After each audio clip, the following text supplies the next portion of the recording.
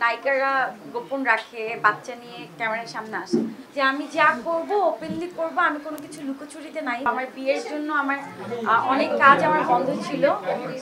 Of course বিয়ের পর তো একটু ঘুরেই বেড়াবো, এটা তো স্বাভাবিক। ওখানে কোনো মারামারি কাটাকাটি হয় না ভাই। আমার যাযাবর একটা ছবি আছে যেটা আমি আমার বিয়ের আগে শুটিং শুরু করেছিলাম। তো আমার বিয়ের জন্য আমার অনেক কাজ আমার বন্ধ ছিল। সো আমি আবার আমার পুরনো কাজগুলো আবার আমি রিস্টার্ট করেছি এবং আমার বিয়ের পর আমি একটি ছবি সাইন করেছি, আপনারা সবাই জানেন। এটা হলো সরকারি অনুদানের ছবি, নীল আকাশে পাখি ওড়ে।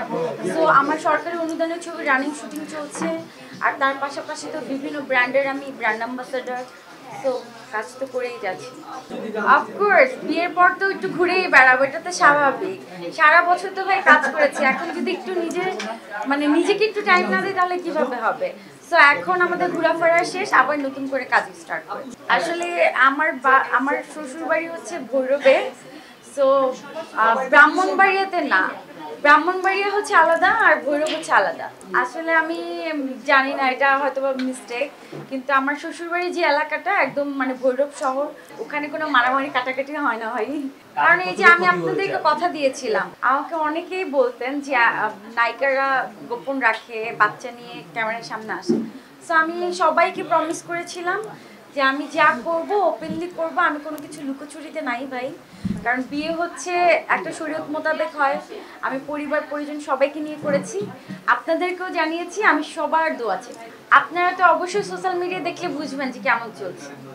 কারণ না, আমার সোশ্যাল মিডিয়াতে আমি মাশাআল্লাহ আমার সব কিছু আমি আপনাদের সামনে প্রকাশ করি। আমি কোথায় ঘুরতে যাচ্ছি, কি করছি, আমি সব কিছুই জানেন।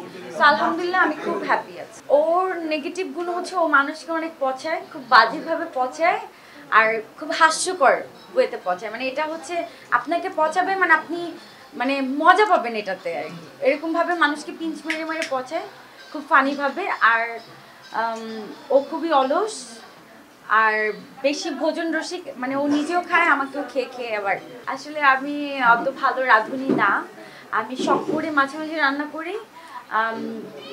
চিকেন রান্না করেছি, বিফ রান্না করেছি, কিন্তু এটা অ্যাজ ইউজুয়াল এভরিডে লাইফস্টাইলের মতো না, এটা শখ করে করা।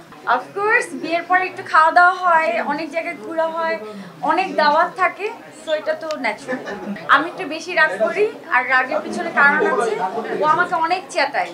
মানে ও এরকম খোঁচা মেরে মেরে কথা বলে, আমি আসলে নিতে পারি না, তখন একটু রাগ করি। আবার ও জোকারি করে এরকম করে আমাকে হাসায়, তখন আমার রাগ থাকে না, হেসে।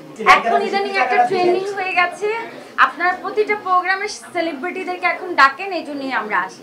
আগে এই প্রচলন ছিল না, আগে এতটা জাঁকজমকভাবেও সবাই করতো না। এখন সবাই কোনো কিছু ওপেনিং করতে গেলে জাঁকজমকভাবে করে।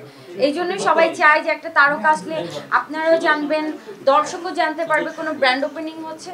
এই জন্য তারকারা সবসময় আসে এবং আপনাদেরকে উৎসাহ করে, যাতে করে আপনারাও ওই ব্র্যান্ডের প্রতি আগ্রহী হন। আমার হাজব্যান্ড আমার কাছে সুদর্শন। অ্যাডল্ট ভাইয়ের সাথে আমার খুবই ভালো পরিচয় আছে। আসলে আমি কখনো শুনি না উনি নিজের মুখে বলেছে আমি সুদর্শন পুরুষ। এটা একটা গুজব বানিয়ে আপনারাই ছড়িয়ে দিয়েছেন। আচ্ছা, অ্যাওয়ার্ড যদি আপনারা দেন তাকে, এটা তো বেচারা কি করার। উনি কখনো বলেন না যে আমি সুদর্শন পুরুষ।